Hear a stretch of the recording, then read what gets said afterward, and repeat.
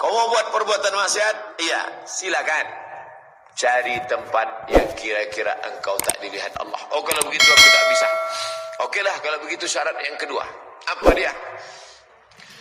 Idza aradta an ta'siyallaha. Kalau kau mau melakukan perbuatan maksiat, ya, lakukanlah dia di mana?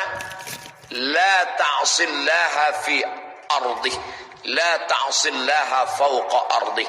Jangan kau lakukan perbuatan maksiat di atas bumi Allah. Oh, di mana bumi yang bukan bumi milik Allah? Kalau kita lewat di jalan Parit Indah, saya dari Panam masuk Bukit Barisan. Masuk Bukit Barisan ini sebelum sampai melewati beberapa jalan, banyaklah tanah kosong. Tanah milik Dr. Polan, tanah milik Pak Polisi, tanah milik Insinyur Bulan. Bapak yang punya duit, tolong buatkan satu baleho besar. Semua tanah ini milik Allah Subhanahu wa ta'ala. Betul, itu milik kita. Tapi semua jalan, tanah ini, tanah aspal, tanah, semua tanah, ini Allah Subhanahu wa ta'ala. Kata Ibrahim bin Adham, kalau engkau melakukan perbuatan maksiat, silakan laku perbuatan maksiat, tapi jangan di atas bumi Allah. Di mana? Tak ada bumi ini yang bukan milik Allah. Alam takun ardullahi wasi'atan. Apakah engkau tak tahu bahwa bumi Allah ini luas? Indonesia, Malaysia, Brunei Darussalam, Mesir, Maroko, semuanya bumi milik Allah. Makanya orang beriman tak pernah merasa asing dan tak pernah merasa aneh. Kalau sudah merasa di atas muka bumi Allah, maka tak pernah melakukan perbuatan maksiat. Yang kuinjak ini adalah milik Allah Subhanahu wa ta'ala. Bapak Ibu yang dimuliakan Allah, cerdas Ibrahim bin Adham. Tapi tentu kecerdasan itu dapatnya dari mana? Connect antara hati dengan Allah, maka muncul ilham. Wahyu sudah putus. Nanti kalau datang orang, izinkan aku berbuat dosa Pak Ustaz. Mau buat dosa? Iya, buatlah dosa kira-kira di tempat itu bukan milik Allah. Ini rumah saya nih, yang bangunkan saya. Security-nya ada di luar. Siapa mau nengok saya?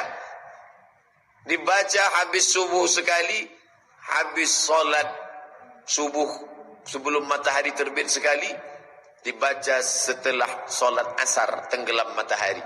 Petang, pagi, maksurat. Di antara ayat maksurat, lillahi ma fis samawati wa ma fil ard. Apa yang di bumi, apa yang di langit punya Allah, bukan punya engkau. Manapun aku memijak tanah, yang kuijak bumi Allah. Kemanapun aku menghadap, aku merasa sedang diawasi dalam pengawasan Allah Subhanahu wa ta'ala. Kalau begitulah orang, maka dia tak akan berbuat maksiat, karena kemana kau menghadap, yang kau hadap adalah wajah Allah. Ainama tuwallu wujuhakum, kemanapun kau menghadap, fasamma wajhullah, maka engkau sedang menghadap Allah. Walillahil masyriq wal maghrib, timur dan barat milik Allah. Ainama tuwallu, kemana kau pun menghadap, milik Allah. Maka dimanapun kau memijak tanah, itu adalah tanah milik Allah. Kalau kau mau buat maksiat, kata Ibrahim bin Adham, carilah tanah yang itu bukan milik Allah Subhanahu wa ta'ala. Tak akan jumpa. Yang ketiga, idza aradta an ta'sillaha. Kalau kau mau melakukan perbuatan maksiat, ya, maka lakukanlah perbuatan maksiat ketika engkau tidak lagi memakan min rizqillah. Kau tidak lagi memakan dari rezeki Allah Subhanahu wa ta'ala. Kapan itu? Tidak akan ada. Bernafas dengan paru-paru rezeki Allah yang ditarik dan dihembuskan dari rezeki milik Allah. Kau lakukanlah ketika engkau mengharap berbuat, berharap berbuat, makan, minum, bernafas bukan dari rezeki Allah Subhanahu wa taala. Tidak akan sampai kapanpun semuanya rezeki dari Allah Subhanahu wa taala. Orang yang berbuat maksiat itu sebenarnya dalam hatinya ada tercetus agak sedikit, ini punya saya. Makanya dia berani pakai itu bukan di jalan Allah Subhanahu wa taala. Ini punya saya nih Pak Ustaz. Maka terserah saya apa ini mau saya buat untuk apa. Enggak. Itu ente dapat dari mana? Dari uang kerja. Kerja itu bisa kenapa? Karena ada kudrat, ada kemampuan. Kemampuan ente di bidang apa? IT, pakar komputer, Eskom, sarjana komputer. Kenapa bisa bekerja? Kenapa kelingking ini bisa bergerak? Berapa banyak orang sekarang tak bisa menggerakkan kelingking? Hanya menggerakkan kelingking pun tak bisa. Sebaliknya pula ada yang bergerak-gerak tak bisa berhenti. Sudah kehilangan kontrol. Sedikit saja urat saraf itu digeserkan Allah Ta'ala. Mana kuasa kita? Makanya kita tadi selesai sholat tak takabur. Kita tidak merasa ini punya kita, tapi ini punya Allah. Maka kita katakan selesai sholat, La ilaha illallah wahdahu la syarikalah, lahul mulku wa lahul hamdu, yuhyi wa yumit, wa huwa ala kulli syai'in qadir. La ilaha illallah. Tidak ada daya kecuali karena Allah. Tidak ada upaya kecuali karena Allah. La tataharraku dzarratu illa biiznillah. Tidak akan bergerak satu biji sawi pun kecuali karena kudrat dan iradat Allah Subhanahu wa taala. Makanya kalau dia kaya, dia tak sombong karena rezeki itu titipan Allah. Kalau dia miskin, dia tak sedih karena tak dapat pun bukan karena Allah marah. Husnuzan. Idza aradta, kalau engkau mau anta'siyallaha, melakukan perbuatan maksiat kepada Allah, fala ta'kul min rizqi, jangan engkau makan rezeki yang sudah diberikan Allah Subhanahu wa taala. Takkan mungkin. Manusia yang paling aneh di antara makhluk yang paling unik adalah manusia. Untuk melakukan perbuatan dosa kepada Allah, tapi mesti dengan rezeki dari Allah. Kalau ada orang melawan bapaknya, kenapa kamu lawan? Saya tidak pernah ambil dari duit kamu, kata dia.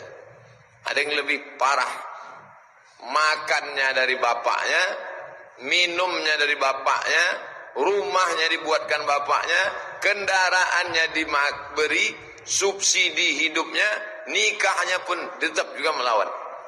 Itu konotasi sederhana kepada orang tua. Ini kepada Allah Subhanahu wa taala. Detak jantungnya dari Allah, darahnya menetes dicuci buah pinggang dari Allah, paru-paru menghembuskan napas dari Allah, kedipan matanya pun dari Allah, membuat maksiat dosa kepada Allah. Tak sadar diri, tak tahu diuntung. Inilah sifat manusia. Kalau Allah mau cabut nikmat itu, sebentar saja. Yang keempat, Iza asaitallaha, kalau kau sudah melakukan perbuatan maksiat kepada Allah, Faja'at al-malaikah, lalu kemudian datang malaikat, Tasuquka ilan nar, malaikat menggiring, menarik engkau ke dalam neraka, Fala tazhab ma'aha, jangan engkau ikut dengan malaikat. Sesudah berbuat dosa, nanti digiring masuk neraka. Wasiqal ladzina kafaru ila jahannam zumara, orang yang berbuat dosa itu akan digiring, ditarik ke dalam neraka. Kalau memang engkau mau buat dosa, kata Ibrahim bin Adham, fala tazhab, maka jangan ikut waktu nanti ditarik oleh malaikat. Kalau sanggup engkau bertahan tak ikut, buatlah dosa. Disangkanya malaikat itu kecil macam security. Sedangkan ditangkap security saja agak 2-3 ditarik, tak sanggup kuasa. Konon lagi malaikat mau menarik. Sebesar apa malaikat itu Pak Ustaz? Buka Quran. Uli ajnihatin, makhluk bersayap, masna 2, wasulasa 3, waruba' 4. Dari satu sayap ke sayap yang satu, bainal masyriqi wal maghrib, antara timur dan barat. Makanya Nabi tidak pernah menengok Jibril dalam bentuk utuh di dunia. Kapan baru nampaknya Jibril itu dalam bentuk sempurna? Laqad ra'ahu nazlatan ukhra inda sidratil muntaha. Waktu Isra Mi'raj di Sidratil Muntaha. Kenapa waktu di dunia tak nampak bentuk utuh? Andai malaikat itu dalam bentuk fisik, semen, bertulang, berdaging, berkulit, tak muat dunia ini hanya untuk Jibril alaihissalam. Maka dilihatnya dalam bentuk, Allah menunjukkan dalam bentuk cahaya, karena cahaya tidak mengambil tempat. Cahaya, cahaya, cahaya. Sebesar apapun cahaya di ruangan ini tidak mengambil tempat. Kalau engkau melakukan perbuatan dosa, datang nanti malaikat, la tazhab, jangan kau pergi bersama mereka, sanggup tak? Kata si pelaku maksiat tadi, aku tak sanggup. Berat-berat betul syarat ente ini, wahai Tuan Ibrahim bin Adham. Syarat yang kelima. Syarat yang kelima kata dia, nanti ketika engkau melakukan perbuatan maksiat di hadapan Allah Subhanahu wa taala, lalu kemudian dicatat oleh malaikat, ra'aita sahifata zunubika. Ra'aita, kau lihat dengan matamu. Sahifata, lembaran-lembaran. Zunubika, dosa-dosamu. Fankir ala ma fa'alta. Maka fankir, ingkarilah semua yang sudah kau lakukan dulu. Tengok dosa. Terus, ini perbuatan dosamu. Iya, ingkarilah. Katakan kepada malaikat, hai malaikat, kalian salah tulis nih. Sanggup ente melakukan itu? Kalau sanggup, lakukanlah perbuatan dosa. Maka nanti sampai masanya ditunjukkan buku catatan itu. Apa kata Allah? Iqra, baca. Selama ini disuruh Iqra, bismi rabbikal ladzi khalaq. Sekarang enggak. Iqra kitabak. Baca buku catatan amalmu. Dibacalah di situ pada tanggal 12 Rajab 1438 Hijrah kami duduk bersama di majelis taklim, majelis Raudatus Salihin. Ini catatan amal engkau. Iya. Tapi di halaman berikutnya macam-macam isinya. Duduk bersama Mahabharata. Duduk bersama maksiat. Duduk. Sanggup engkau mengingkari itu? Sampai-sampai orang yang menengok buku catatan itu, apa kata dia? Mali hadzal kitab, mengapa buku catatan saya ini la yughadiru saghiratan, semua yang kecil-kecil, wala kabiratan, semua yang besar-besar, illa ahsaha, semua tercatat dalam buku catatan yang nyata. Tak ada yang luput dari catatan. Ini kertasnya, ini penanya mencatat. Berangkat ke Masjid Raudatus Shalihin, ibadah. Duduk mendengarkan pengajian, ibadah. Mengantuk-mengantuk sedikit, ibadah. Tak tahan menengok triplek bergantungan, nyumbang, ibadah. Ibadah. Tapi begitu dicatatkan dosa-dosa, maka ingkarilah kalau engkau sanggup. Tak ada yang bisa mengangguk. Faman ya'mal mithqala dzarratin khairan yarah. Sebesar biji sawi akan kau tengok sebesar bukit Uhud. Kata sahabat Nabi kepada tabi'in, ai para tabi'in, kami dengan kalian sama, solatnya sama, puasanya sama, ibadahnya sama. Bedanya apa? Dosa yang kalian anggap sebesar ujung rambut, kami menganggapnya sebesar bukit Uhud. Itu saja bedanya. Kalau zaman sahabat dengan zaman tabi'in begitu perumpamaannya, kita sekarang bagaimana? Dulu orang menganggap terlambat solat berjamaah itu luar biasa. Buka kitab Al-Fiqhul Islami wa Adillatuh.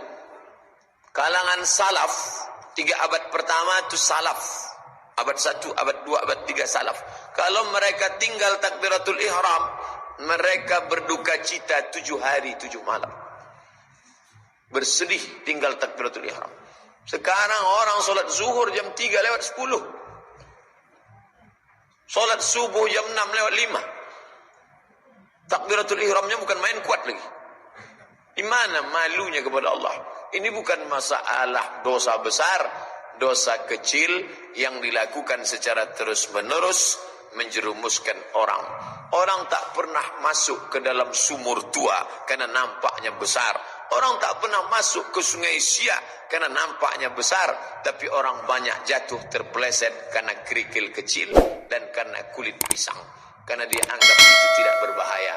Justru yang kecil itulah yang menjerumuskan kita ke dalam azab Allah Subhanahu